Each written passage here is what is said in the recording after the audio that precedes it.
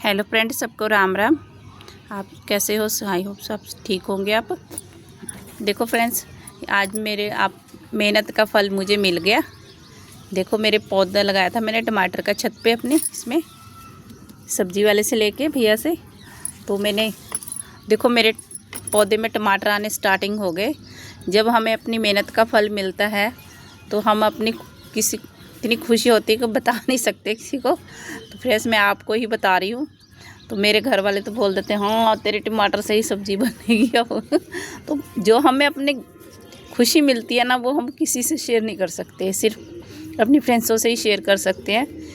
तो फ्रेंड, बताना कमेंट करके तो आप सबको ये मेरे मेहनत का फल कैसा लगा। ओके फ्रेंड्स, सबको राम राम। ये मैंने शिमला मिर्च के पौधे लगा रखे। जब मेरे इसमें भी मेहनत का फल आएगा तो मैं आपको ये भी दिखाऊंगी। Okay friend, bye bye.